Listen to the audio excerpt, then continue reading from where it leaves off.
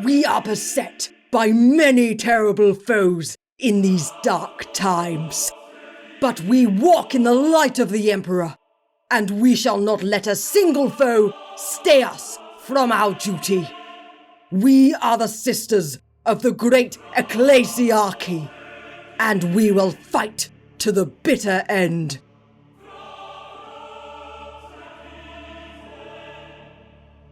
The Imperium's domain, though vast, requires many orders of warriors to ensure the survival of humanity. From the humble guardsmen to the venerated angels of death, every blade, bolter, and lasgun in the hands of the Emperor's loyal subjects staves off extinction and the downfall of mankind. Yet of all his servants, one above all embodies the purity of his vision and the greatest piety among all branches of the Imperium's military. The stalwart daughters of the Emperor, the Adepta Sororitas. During the age of apostasy of the 36th millennium, a schism of power would begin to fester within the Imperium.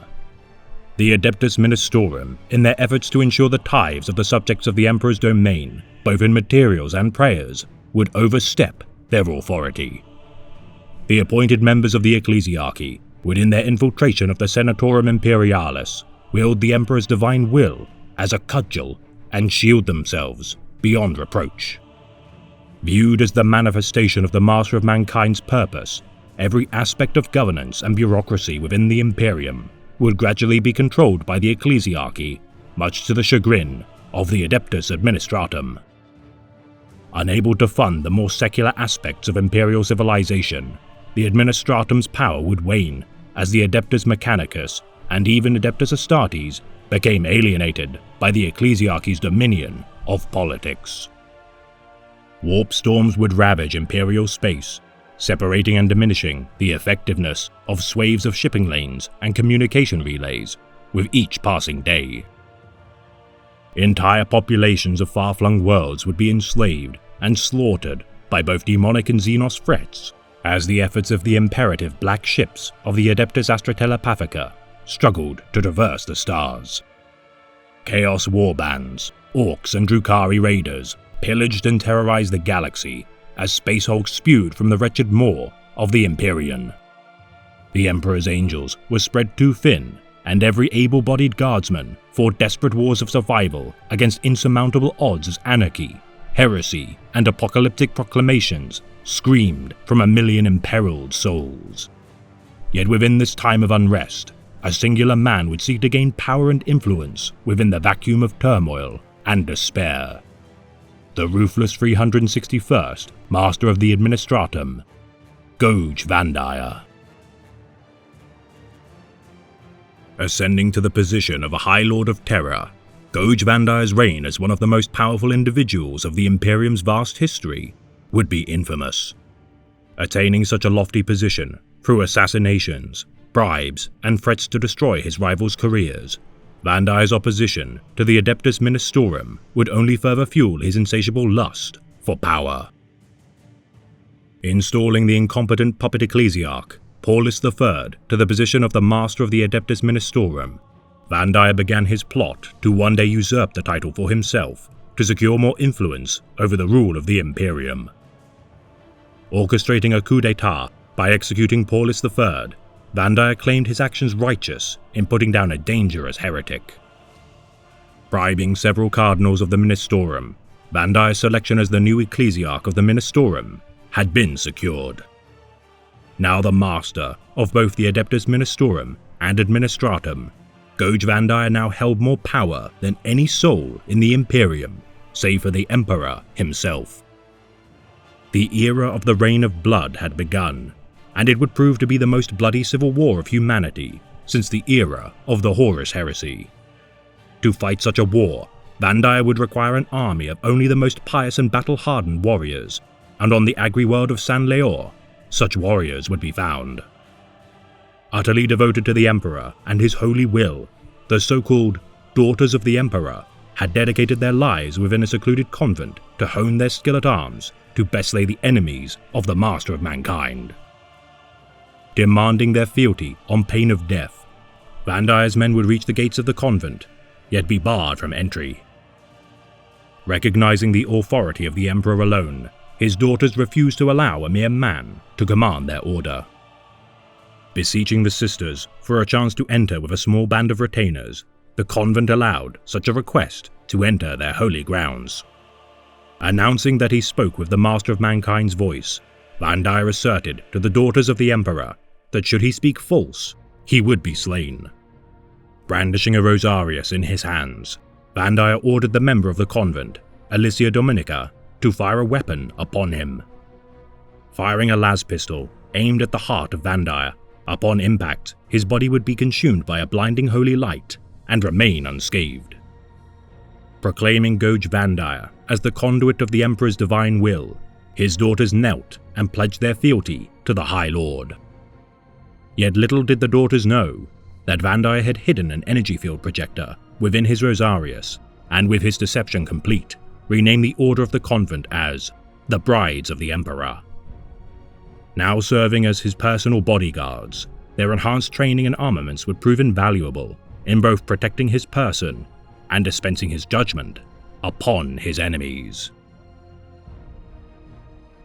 In the ensuing years of strife, Vandire's reign of blood saw to the execution, burning, and imprisonment of the innocent of the Imperium. The detractors of the High Lord would rally, forming the Confederation of Light, and denouncing Goj Vandire as a traitor to the throne. Led by the preacher, Sebastian IV, the Confederation would seek to liberate the Imperium from the oppression from the false prophet of the Emperor. Swaying entire star systems to his cause by virtue of his incredible oratory skill, IV's crusade against Vandire incorporated forces not only from the Astra Militarum, but also Adeptus Mechanicus.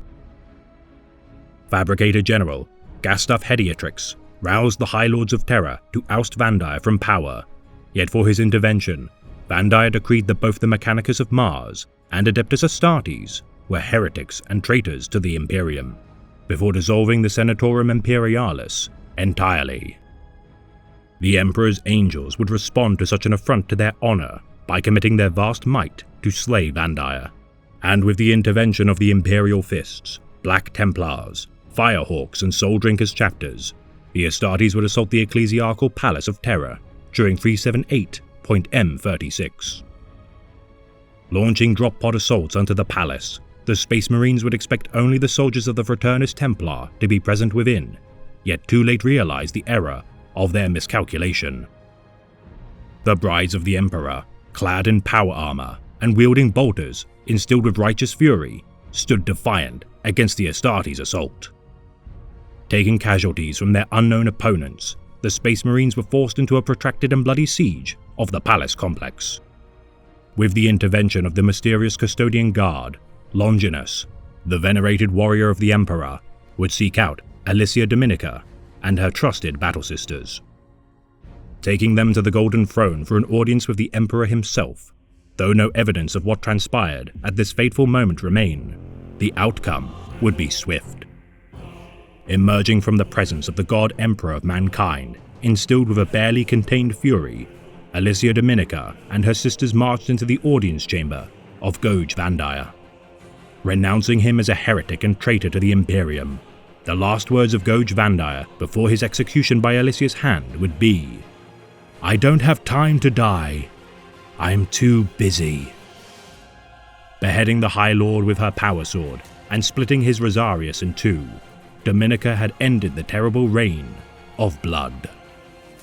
Yet the Brides of the Emperor had proven to be a capable force whilst combating the Emperor's angels, and under the command of Alicia Dominica, a new era of the Sisters of Battle would begin. The Imperium had suffered greatly under the tyrannical rule of the madness of Vandire. Sebastian IV, in the wake of the war, ascended to the role of the 292nd Ecclesiarch of the Ministorum, and under his leadership began his new task of rebuilding from the ashes. The Fraternus Templars, under the Decree Passive, would be disbanded as the Ministorum agreed to never again control men under arms. Forever tarnished from such a terrible era, The ecclesiarchy had threatened the authority of the administratum and would never again cause such infighting within the Imperium. Yet one question remained: what was to become of the daughters of the Emperor? Seeing their potential to fight in the Emperor's name, they would be installed as the military arm of the Ministorum and begin to induct new recruits into their organization. Circumventing the decree that all men under arms shall never serve within the ecclesiarchy, these warrior women, though misguided, had proven to be the most pious souls of the Imperium during the unrest of such catastrophic strife. Enacting wars of faith against the enemies of the Imperium, the now Adepta Sororitas began to form orders within their organization, with the oversight of their primogenitor, Alicia Dominica, at Sebastian IV's behest. Accompanied by her veteran sisters, Silvana, Mina, Lucia, Catherine, and Arabella, the Sisters of Battle who had been in the presence of the Master of Mankind now saw clearly and would seek reprisal against the alien, the mutant, and the heretics who had in turn exploited the conflict for their own gain. Armed with righteous fury and unerring purpose, the Adepta Sororitas from this day forth began to renew humanity's reclamation of the stars in a manner not seen since the days of the Great Crusade. Confounding the Imperium's enemies by unleashing the might of a force never seen before, the Sisters of Battle, alongside the newly formed organization to coincide with their renewal, the Ordo Hereticus, would contain psychic divergence, heretical uprisings, and demonic rituals. Signing the Convocation of Nephilim to prevent their ties to the ecclesiarchy burgeoning further, the now Chamber Militant of the Ordo Hereticus stood at 10,000 warriors strong. Their wars of faith achieving countless victories against the ruinous powers, each of the founding members of the Sisterhood would with time perish and be enshrined as martyrs to their cause. Upholding the glorious slain paragons as their order, as saints, with time each fallen member of Alicia Dominica's sodality would be honored with the foundation of orders made in their name. For to this day, the sight of the Adepta Sororitas instills devotional prayers in the name of the Emperor, as the Sisters of Battle fight to deliver the innocent from harm and purge the wicked from the galaxy. As a sanctioned force of the ecclesiarchy's military, the Adepta Sororitas are separated into two convents to carry out the will of the Emperor. The Convent Prioris is stationed upon Holy Terra, whilst the Convent Sanctorum are based upon the shrine world of Ophelia 7. Dividing each convent into several orders, the leader of the Convent Prioris, the Abbess Sanctorum, has overall command of both convents and their respective orders. A Canoness commands each order as the Canoness Superior and oversees all ministerial and command edicts of the order. Preceptories contain 1,000 battle sisters, and as such is similar to a standard Space Marine chapter in size, each led by a Canoness Preceptor or Prioress. Commanderies are comprised of smaller detachments of sisters of up to 200 warriors, similar to an Astartes battle company, and are led by a Canoness commander. Missions are led by Canonesses or Palatines, and are equivalent to squads of only a handful of individuals. Where the sisters divert in their command from the Adeptus Astartes is the centralized ruling body of their order, with the Abbess Sanctorum delegating command to her two prioresses, who in turn delegate to the Canoness Superiors of each order. The strict hierarchy of the Adepta Sororitas brooks no margin of error in their disciplined organization. Creating smaller, lesser orders from their number, the clear distinction from their larger order militant majoris allows for coherent chains of command wherein canonesses of lesser orders are subservient to their majoris peers. Able to transfer individual sisters from one order to another, their own unique skills, battlefield veterancy, or injuries through circumstance allow for ever-adapting specialists to best suit a role needed throughout their command structure. With some special individuals transferring to the Emperor's Holy Inquisition, cardinals of the ecclesiarchy, or even establish their own rogue Traeger organizations, the progression of each sister allows for great autonomy to best fulfill the Emperor's will. Yet within the Sororitas, there are several unique squad formations established to fell the enemies of the Imperium.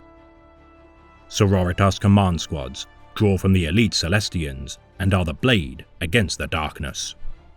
The most distinguished and dedicated Sisters of Battle, these pious souls protect their commanding officers as bodyguards and carry the standard of their order into battle. Often tasked with safeguarding ancient relics of their order, the Sororitas command squads protect the bones of long-deceased Imperial saints or icons once used by the Master of Mankind himself. Assisted by Sisters of non-militant orders on occasion, these singular specialists such as members of the Orders Dialogus or Orders Hospilita aid their battle-hardened peers with their oratory, medical, and other useful skills. The Sisters Repentia, however, are the least fortunate of the Sororitas, for their existence is one of penance. Transgressing in their compliance to the tenets of the Sororitas, these repentant souls endure punishments and in extreme cases are exiled from their order entirely. Clad in little more than rags and a crimson hood, they shall charge into battle wielding eviscerator chainswords, and should they survive the harsh battlefields with no protection in terms of armaments or armor, be redeemed in the eyes of their sisters. Led by a mistress of repentance, these imposing enforcers are armed with neural whips and observe the deeds of each sister at the conclusion of battle, to deem their worthiness to atone for their sins.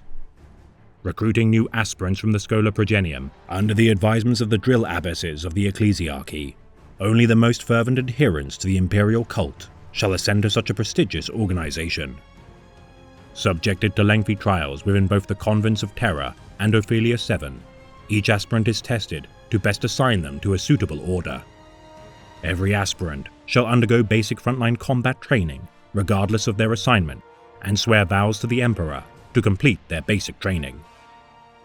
Assembling at the Great Hall of the Covenant before their respective canonesses and palatines, their hearts shall swell with pride upon their successful completion of their trials. Taking up to several solar days to conclude with the induction of thousands of such novices, each sister's name shall be announced with their appointment to the order and vocation before beginning further training and indoctrination to ensure they reach their full potential. The rigid hierarchy of the Sororitas allows for the efficient command of its warriors. The Abbess Sanctorum, due to her seat on the High Lords of Terra and stationed within the Convent Sanctorum, is among the most powerful individuals of the Imperium. Prioresses lead the convents of Ophelia 7 and Terra, and in the absence of the Abbess Sanctorum, command the entirety of the Sororitas. Canonesses lead each order militant of the Adepta and are veterans of untold hundreds of battles. Shrewd tacticians and paragons of zeal, each canoness can be subdivided into variant ranks. The Canoness Superior assumes overall command of her order, whilst the Canoness Preceptors serve as the leaders of each preceptory, with the Canoness Commander assigned to each commandery. The Palatines are junior officers of the order, yet are veterans of countless wars. An inspiring presence for any of her peers to see, the Palatines of the Sororitas are among the most deadly combatants within the Adepta. Legatines are the most senior of the Sisters' standard battle line roles and are adept in both battle and the healing arts. Instilled with great devotion to the Emperor, these souls shall one day ascend to one day be promoted to the ranks of Canoness or even Prioress should they survive the ensuing years of toil. Sister Superiors are the standard non-commissioned officers of the Adepta and lead each squad of their kin alike to a Space Marine Sergeant. Securing their promotion through deeds of leadership, obedience, and adherence to the rule of the Sororitas, the Sister Superiors charge into battle as the backbone of every war zone. Lower-ranking warriors are known simply as Sisters, noted for their acceptance of the rule of the Sororitas and undertaking their vows to the Emperor. Novices are the lowest-ranking members of the Order, with novitiates being members of the Order not yet inducted as full Battle Sisters, but more senior in rank than green recruits. Cantuses are those aspirants who have been assigned to pursue a specialist role within their Order, whilst Constantias are novitiates on the cusp of ascending to the role of a Sister Adepta. Many specialists within the Order also bear unique titles befitting their glorious visage. Celestians are the most powerful warriors of the Adepta and protect both Canonesses and Palatines as bodyguards. Senior Celestians are known as Celestian Superior, and aid the Canoness superiors with the administrative and command duties of their order. Seraphims launch into battle whilst equipped with jump packs and unleash torrents of flame within the confines of close quarters combat. Retributors carry heavy weapons into battle, such as heavy bolters and heavy flamers, to aid their kin with supporting fire. Dominions are equipped with storm bolters, flamers and melter guns to engage in aggressive skirmishes alike to Devastator class Astartes, and must remain vigilant to contain their fury. Elohim bear the mark of martyrdom and march into battle proudly displaying the sign of their grievous injury made in the name of the God Emperor. Militants are the elite fighting force of the Sororitas, and is the first rank achieved beyond the basic combat role of the Adepta as a sign of their loyalty to the Imperial Creed and aid to the Ordo Hereticus. Acolytes are assigned to the Ordo Hereticus to aid in their purge of corruption and act independently from the Sororitas. The Nunciate Advance act as messengers of the Orders Famulus and Dialogus, and are experts at advising cooperative campaigns between Imperial and Inquisitorial command staff. The Dialogus Advance act as translators and advisors to planetary authorities, and are prized by the Ministorum for their expertise at rooting out heresy. Meanwhile, the Famula Advance broker alliances with noble houses and imperial worlds in order to preserve order and stability within their societies. Also of note are the specialists of the Order Hospilita, such as the Almanus Advance, who are the most senior of the Order's ranks. Hardened veterans who have experienced the most dire of horrors, such sisters are petitioned for aid by Astra Militarum and inquisitorial agents to share their expertise in treating the most contagious and deadly sicknesses. The Curia Advance are the senior officers of the Hospitaller and undertake their duty as stewards of their order with immense care, whilst treating the most fatal of wounded souls with an eye kept open for signs of their embrace of fell powers. Lastly, the Hospitaller Advance are the physicians of the Order and offer palliative care to the Imperium soldiers on the front lines. Seen as saintly by the innocent, despite their appearances, they shall dispense the Emperor's mercy should it be required, and shall not tolerate even a hint of heresy in their presence. The Order Majoris encompasses the most revered orders of the Adepta Sororitas. Famed for their prowess in battle, the Orders Majoris is entirely devoted as the Order's military arm. Tasked by the Ecclesiarchy with defending Shrine and Cardinal worlds from heretics and Xenos alike, dozens of Orders militant stand defiant against the ruinous powers and the scum of the galaxy. Often attached to Inquisition and Ordo Hereticus contingents, the Orders Majoris are the most zealous exemplars of the Imperial Creed. Ensuring the spiritual purity of humanity through cleansing flame, the Orders often work alongside Inquisitor witch hunters to purge the galaxy of sin and corruption. Comprised of 6 Orders militant, each are regaled by the subjects of the Imperium as the beautiful and terrible wrath of the Emperor made manifest. The Convent Prioress of Holy Terror encompasses the Order of the Sacred Rose, Order of the Ebon Chalice, and Order of the Argent Shroud. The Order of the Sacred Rose would be founded in honor of Saint Arabella during the 38th millennium.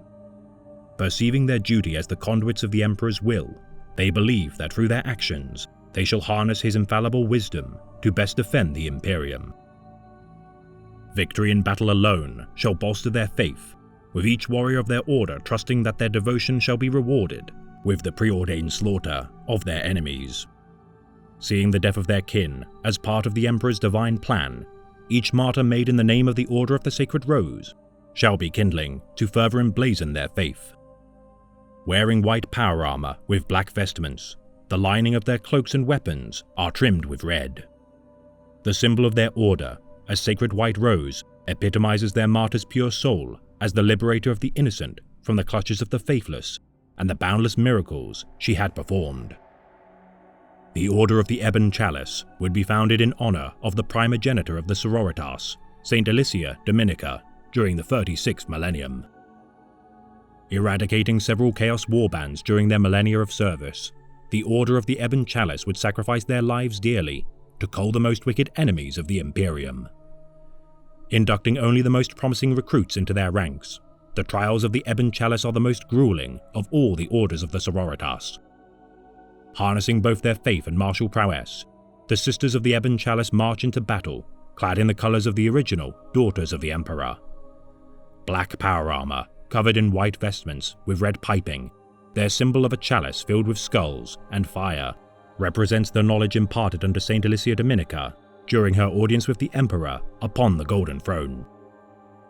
The Order of the Argent Shroud would be founded to honor Saint Sylvana during the 36th millennium. Taught that deeds exceed words in power, the Sisters of the Argent Shroud are driven to combat the forces of chaos, following the example of Saint Sylvana. Her deeds underreported by the chronicles of the Imperium, it is common for the Sisters of the Argent Shroud to remain silent for extended periods of time and instead focus their time fighting in the name of the God Emperor of mankind. Uttering no words to mark the death of their peers, they shall honor their fallen when battle has ended and seek duty as its own reward. Clad in silver power armor, adorned with white cloaks and red lining, their symbol of an ebon skull fixed with an iron halo epitomizes their duty to face death with no remorse, complaint, or restraint. The Convent Sanctorum upon Ophelia 7 encompasses the Order of the Bloody Rose, Order of Our Martyred Lady, and Order of the Valorous Heart. The Order of the Bloody Rose, founded by Saint Mina during the 38th millennium, are taught to harness their violent impulses to unleash upon the faithless of the Imperium.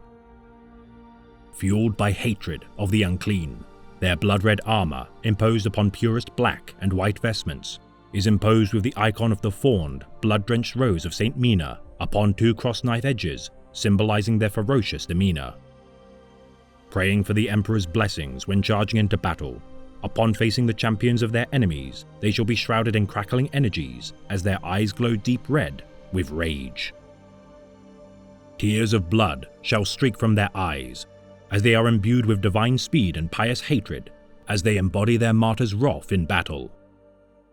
The Order of Our Martyred Lady would be founded to honor Saint Catherine during the 36th millennium and is the largest of all orders of the Sororitas.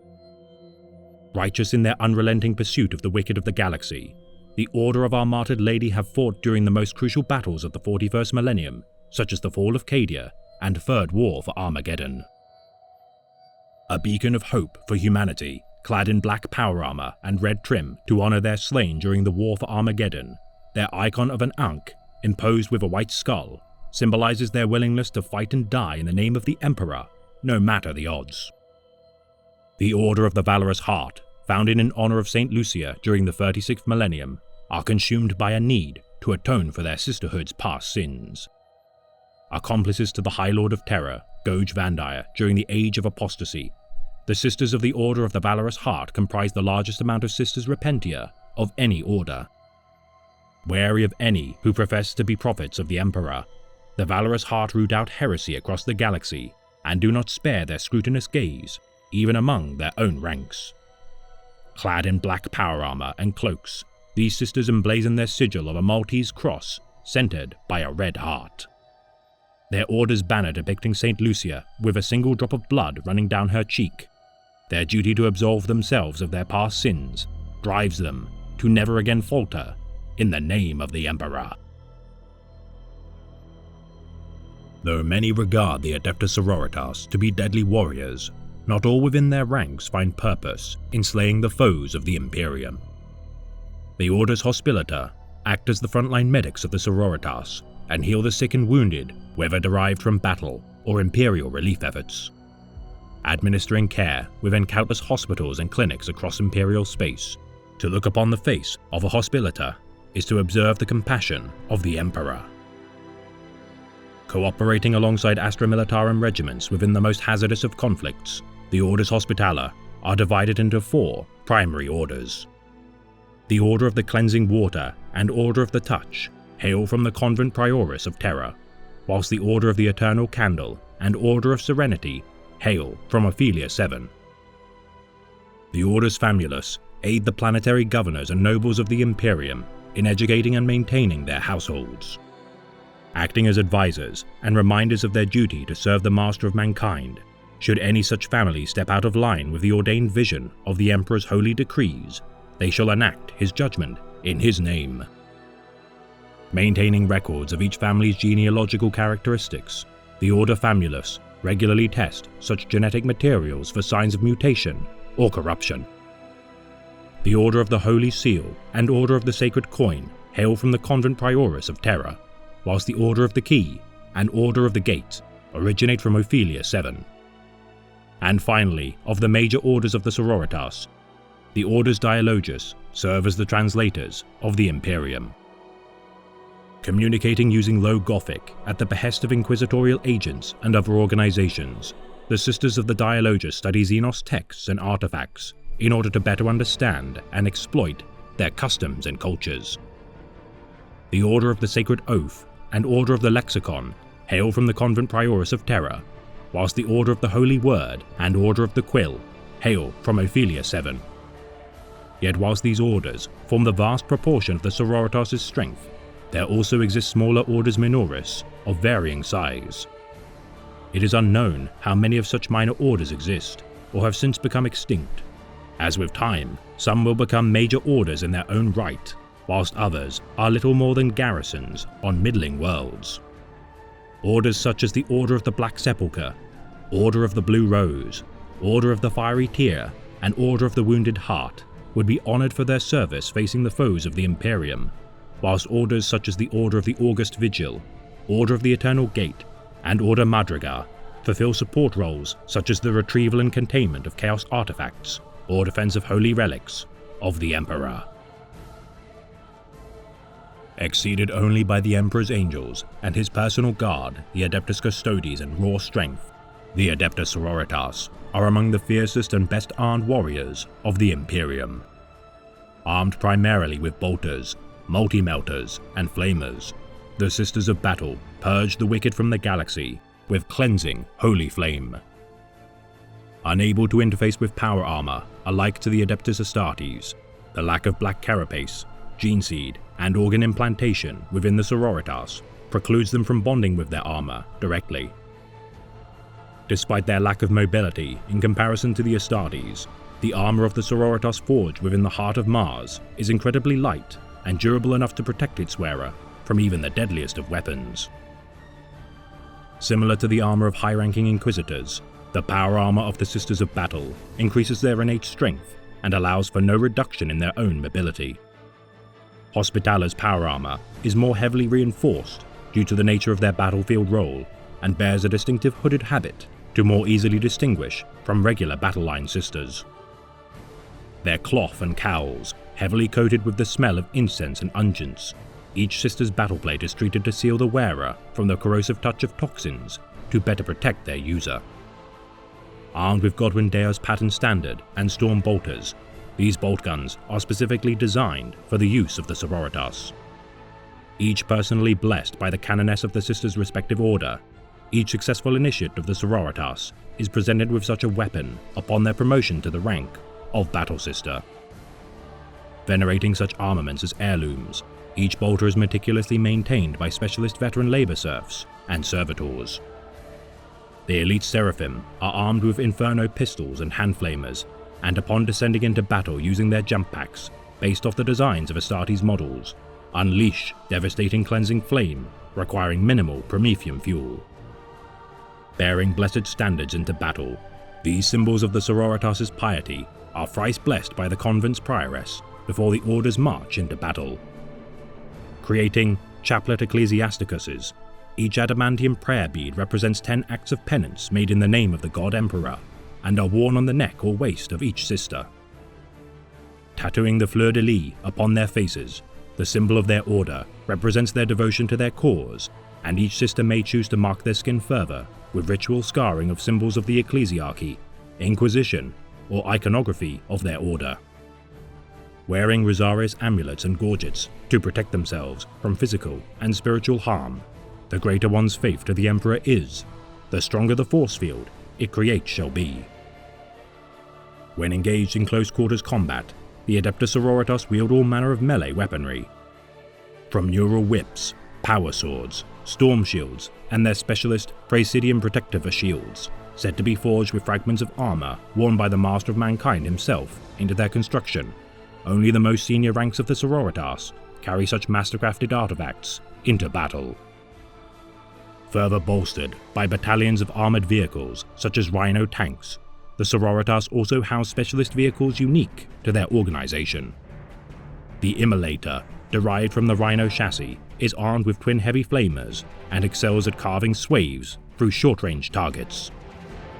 Exorcists unleash armor-piercing missiles, yet their inner workings are barely understood by the tech priests of Mars. As such, these volatile and temperamental armored vehicles, though deadly, are unpredictable in their application of force, and as such are deployed only in the most desperate of situations. Adorned with ornately carved symbols of worship, the Exorcists are revered as mobile shrines more than weapons of war, and are, despite their flaws, prized by the Sisterhood as symbols of the Ecclesiarchy's glory. And finally, the penitent engines are the towering, bipedal war machines constructed purely to rend the enemies of the Imperium limb from limb. Their machine spirits ablaze with zealous rage. The pilots of such terrible devices are criminals sentenced of crimes in excess of even the most heinous of sins. Often once members of the Ecclesiarchy, these pitiable souls who may once have been priests, cardinals, or even sisters of battle, through their own failures have ensured the deaths of their peers, so grave that forgiveness is unthinkable. The wires of the machine implanted directly into the spine of its host. The penitent engines are a reminder to all that none are too distant from an ignominious fall from grace. Their wailing cries caused by surges of pain from the engine, reminding them of their sins. Their frantic need for redemption can only be achieved through death in combat. The atonement of their sins an example to any who would defy the will of the Emperor. Once, a novice cantus came to me, troubled and uncertain. A slip of a girl, only a few strides down the eternal path, leading her to the golden throne. She asked me a question. She asked me how we can ever truly understand what faith is. I told her that there is no coin to measure what we feel in our hearts. There are no scales upon which we might weigh the faith of one woman against another. There is only duty and blood. There are only deeds and words.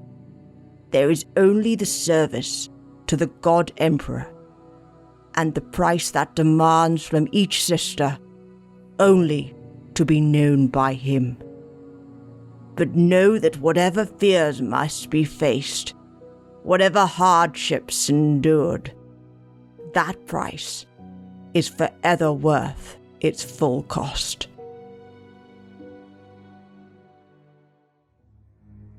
This has been a tale of the Great Imperium of Man, read by the Remembrancer. The Adeptus Sororitas harness their faith of the God Emperor to enact his will across the stars. Righteous in their quest to cleanse the impure, their quest shall never end so long as one sister of battle fights in his name. Though their origins would be steeped in turmoil and manipulations, they have proven beyond a shadow of a doubt that their cause is righteous.